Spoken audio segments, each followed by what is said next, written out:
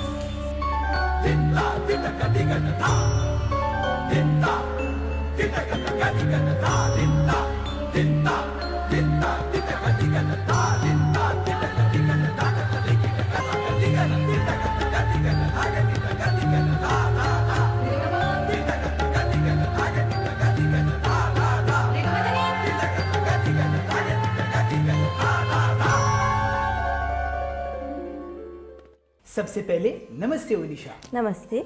हमने के ई बतावा कि ओनिशा स्क्रिपुल के हवन। मेरा नाम ओनिशा स्क्रिपुल है और मैं प्रोफेसर सुदर्शन जागीसा डीवी कॉलेज रोजबेल में काम करती हूँ और मैं head of department of English हूँ और साथ ही साथ 9 सालों से मैं इंग्लिश पढ़ाती हूँ और इंग्लिश के साथ साथ लिटरेचर इन इंग्लिश और जनरल पेपर भी पढ़ाती हूँ और इसके अलावा मैंने बहुत सारे कॉलेजेस में भी काम किया और इंग्लिश में मैंने अपनी डिग्री हासिल की यूनिवर्सिटी ऑफ मॉरिशस में और साथ ही साथ ओपन यूनिवर्सिटी से मैंने मेरा MBA किया, खासकर एजुकेशन लीडरशिप में।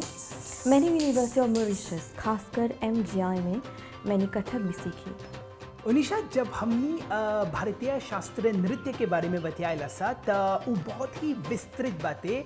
इमें अलग अलग types of classical Indian dance रहेला।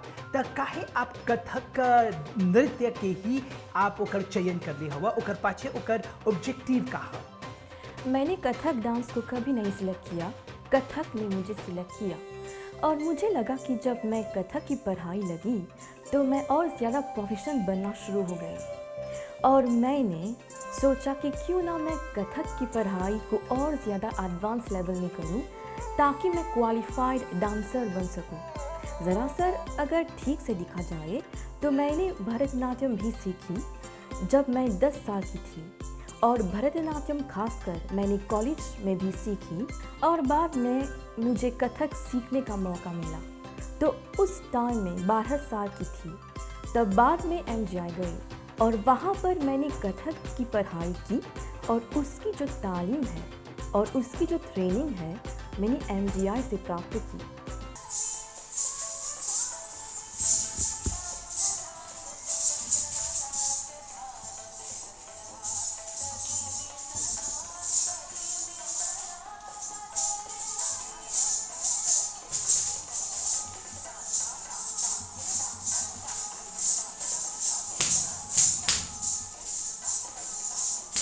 ओनिशा, अब हमने के ई बतावा कि भारतीय शास्त्रीय नृत्य कथक का के कौन परिभाषा बाटे?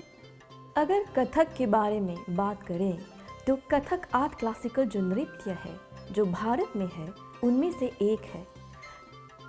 कथक बहुत भी दिलचस्प नृत्य है और उसकी शुरुआत मतलब आज 21 सेंचुरी में उसका अपना एक बहुत ही रोचक नाम है, उसकी अच्छी भूमिका है। और अगर कथक के ओरिजिन के बारे में पता चले तो उत्तर प्रदेश से खासकर भारत के नॉर्थ रीजन में है। कथक शब्द संस्कृत के कथा शब्द से ही निकला है, जैसे कि ये शब्द ही सब कुछ कहता है।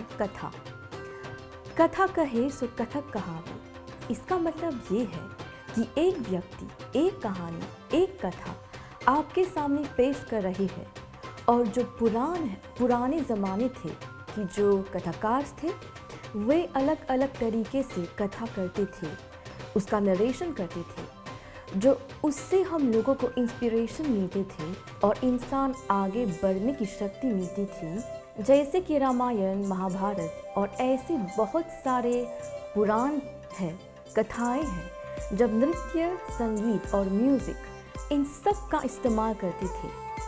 अब इसके बाद की जो पीरियड है, जो कथा है, एक नृत्य के रूप में सामने आए और उसका डेवलपमेंट होने लगा, साल दर साल, डेकेड्स पर डेकेड्स।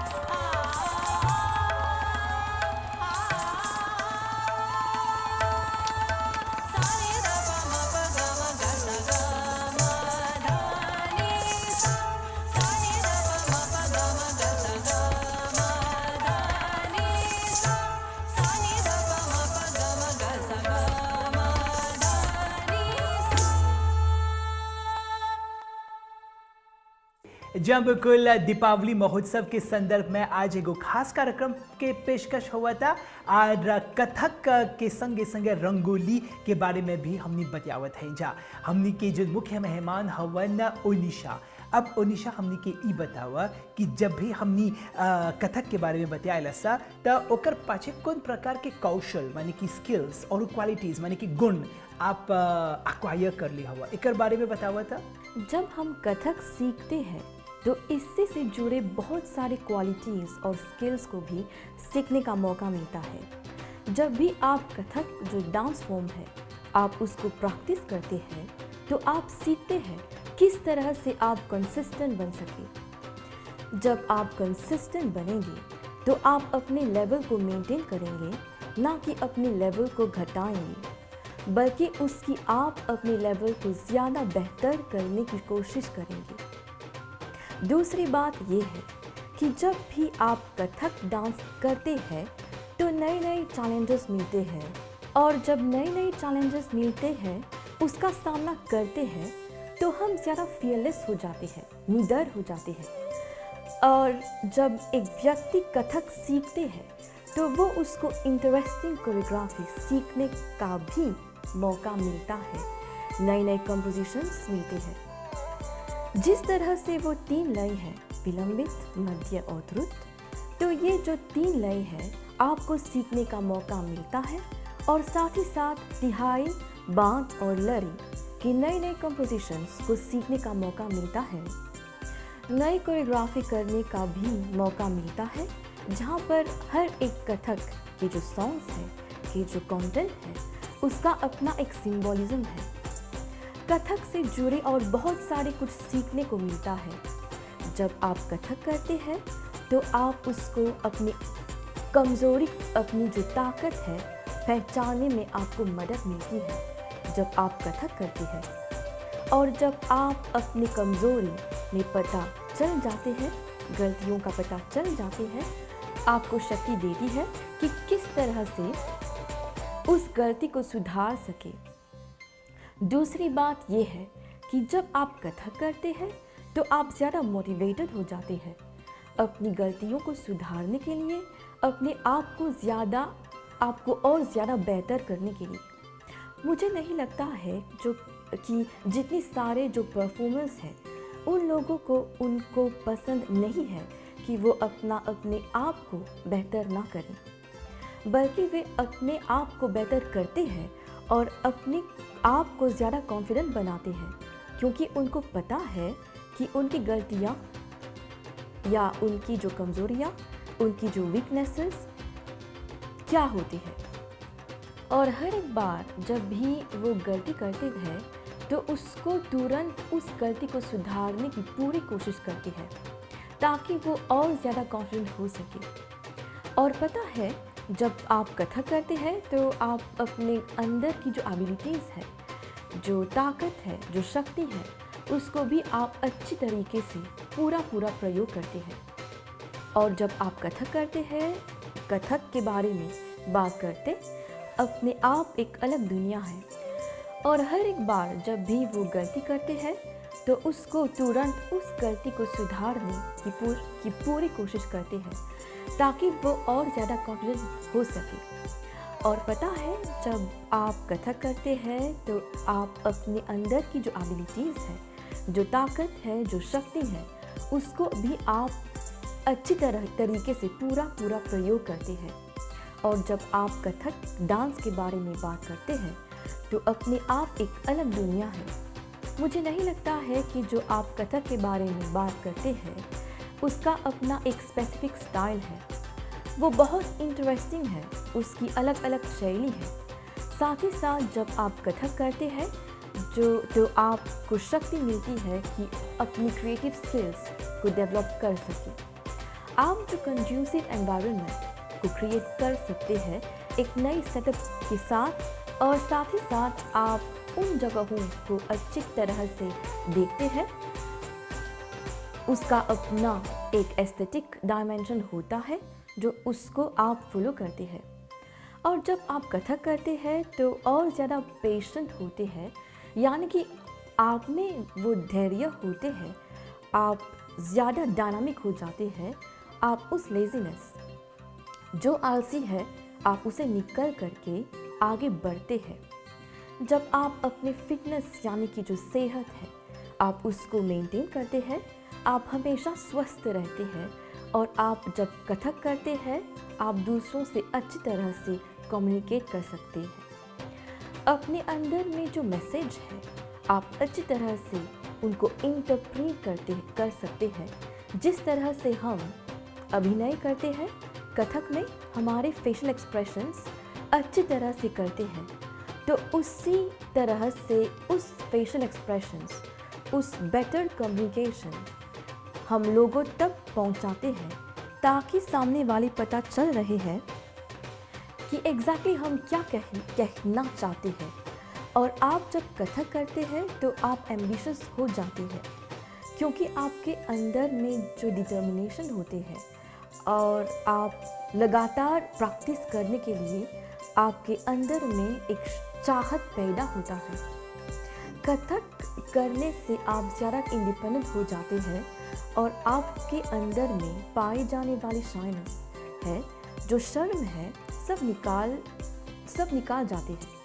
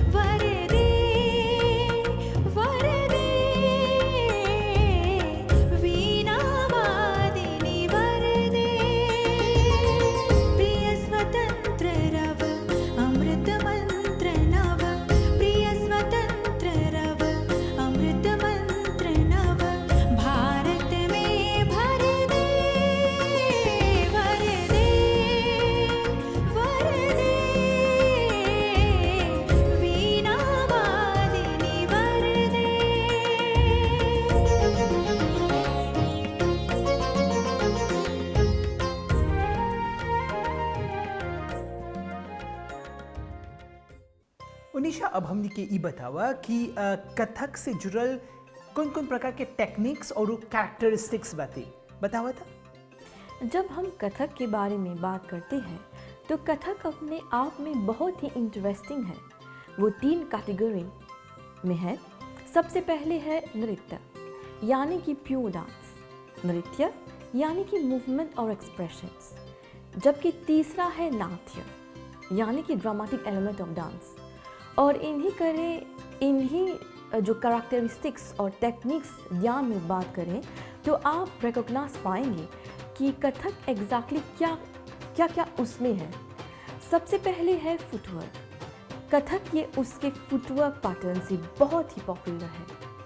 फुटवर्क के में उसको कहते हैं तत्कार, तिहाई और बाण। जब एक कथक नर्तक जब वो डांस करते हैं तो वो एक रिथमिक पैटर्न सीक्वेंस को क्रिएट करते हैं और इसमें अलग जो सीक्वेंस है जैसे कि स्टैम्पिंग, स्लाइडिंग, टैपिंग, उनकी मतलब फर्श पर फ्लो पर ये सब करती है।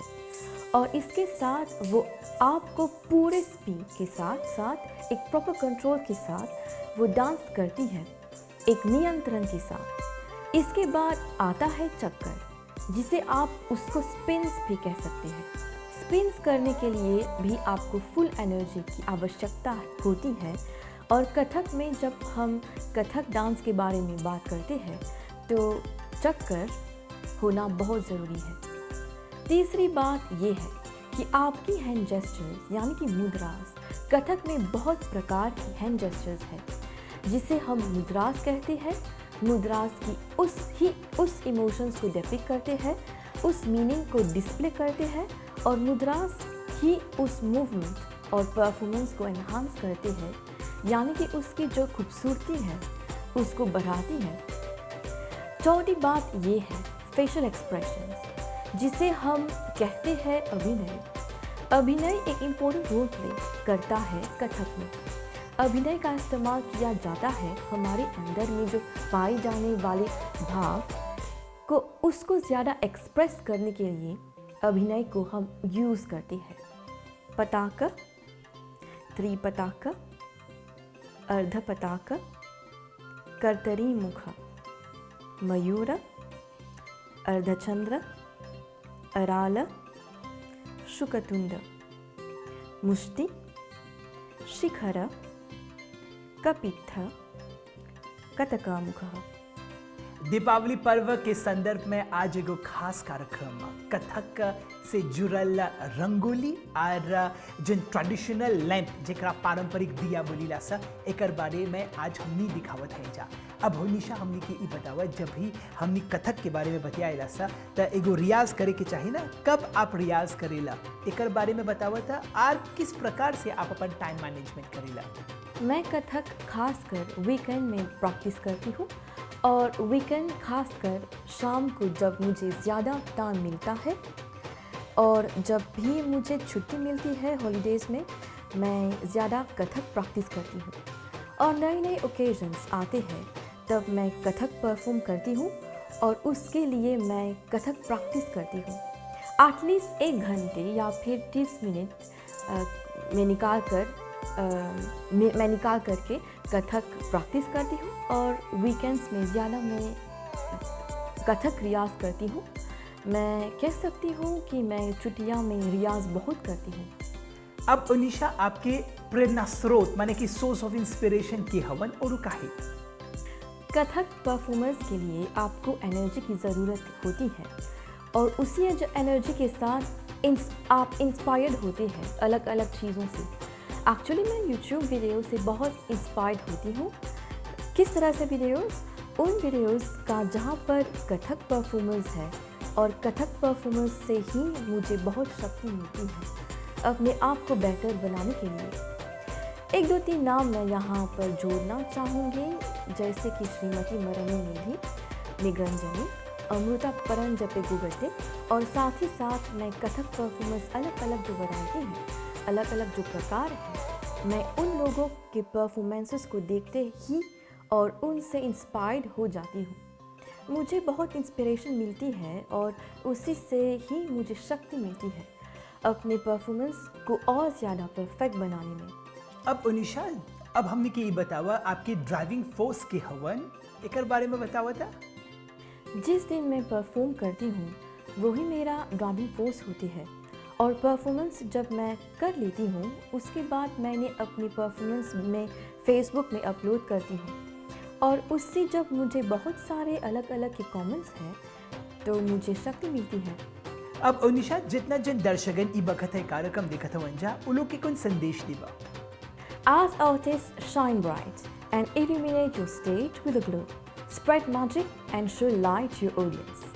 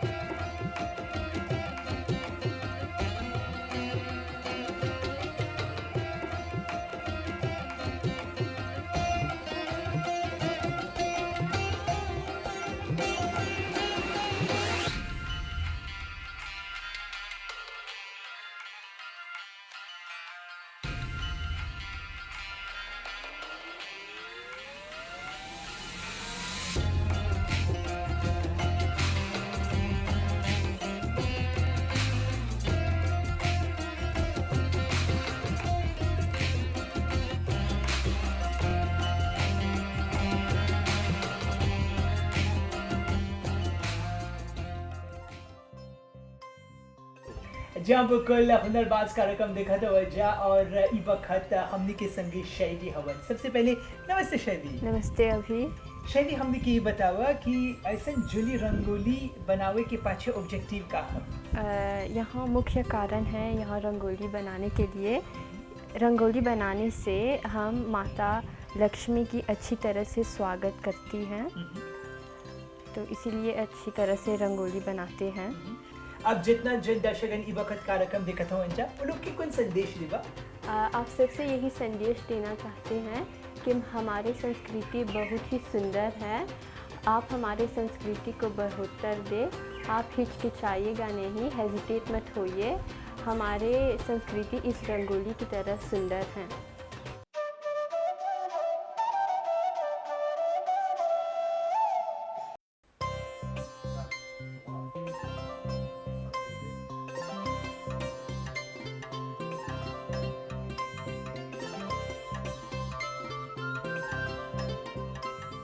पारंपरिक दिया, पोंगा, बुलुम पापाय, एकर संगे संगे रंगोली, मिठाई, मतलब जिन दिवाली पर्व के जिन महोत्सव बातें अपन आप में बहुत ही सुंदरता और कथक डांस नृत्य के बारे में बहुत कुछ जाने के मौका मिला बातें। ओनिशा स्किपुल के बहुत बहुत धन्यवाद।